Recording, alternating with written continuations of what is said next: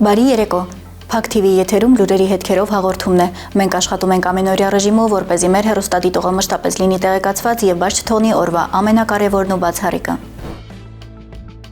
Հայաստանի Հանրապետության մշակույթի վաստակավոր գործիչ, հեռուստահաղորդավարուհի, դերասանուհի Զարա Արամյանը սրտի լուրջ խնդրի եւ թթվասնի անբավարարության պատճառով վերակենդանացման բաժանմունքում է։ Բժիշկները նրա վիճակը գնահատում են ծանր։ Զարա Արամյանի ամուսինը Արտաշես Գասպարյանը նշել է. «Այո, Զարան շատ ծանր վիճակում է, շնչում է թթվասնի ապարատի միջոցով, լուրջ խնդիրներ կան սրտի հետ կապված։ Այս պահին մեր հույսը միայն Աստծո կամքն է, որ նա այս վիճակից կարողանա դուրս գալ»։ Փակ TV-ն ապաքինում է մաղթում Զարա Արամյանին։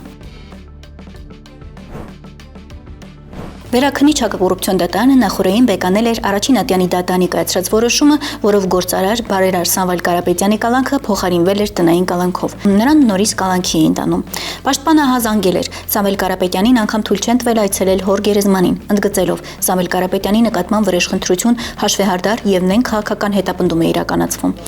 Գործարարին կտանեին ԱԱԾ, եթե բժշկական բնույթի հարցեր չառաջանար, նշում է պաշտպանը, հայտարարելով, որ Կարապետյանի մոտ COVID եւ երկկողմանի թոքաբորբ է հայտնաբերվել։ Հիշեցնենք, որ 2025 թվականի դեկտեմբերի 30-ին Սամվել Կարապետյանի նկատմամբ խափամամիջոց է կիրառվել տնային կալանքը եւ գրավը։ Ավելի ուշ դատանը հրապարակեց որոշումը, համաձայն որի Սամվել Կարապետյանի նկատմամբ կիրառվել է տնային կալանք։ Նա վաղը տանը կլինի։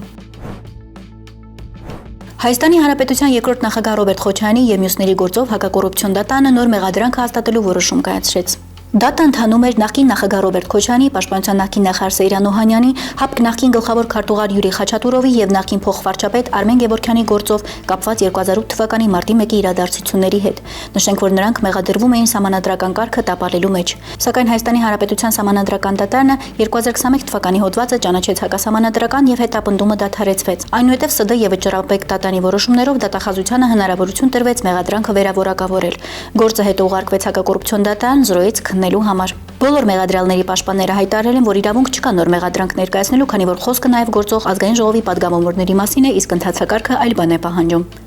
Դատանը սահմանեց, որ դատախազը իրավունք ունի փոխել մեղադրանքը ցանկացած պահի մինչև դատավորի կողմից վճիռ կայացնելը։ Ռոբերտ Քոչարյանն էլ հայտարարել է, մեղադրող կողմի փաստերն իրականության հետ աղերս չունեն։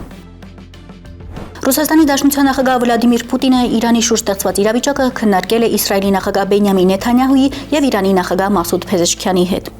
Նեթանյահուի հետ քննարկումներում Վլադիմիր Պուտինը սկզբունքային մոտեցումներ է ներկայացրել հօգուտ քաղաքական դիվանագիտական քայլերի ակտիվացման, իշահ տարածաշրջանում կայունության եւ անվտանգության ապահովման։ Իրանի նախագահ Մասուդ Փեզեշքյանը Ռուսաստանի Դաշնության նախագահ Վլադիմիր Պուտինի հետ զրույցում ներկայացրել է Իրանում տեղի ունեցող իրավիճակը։ Նշվել է, որ Ռուսաստանը եւ Իրանը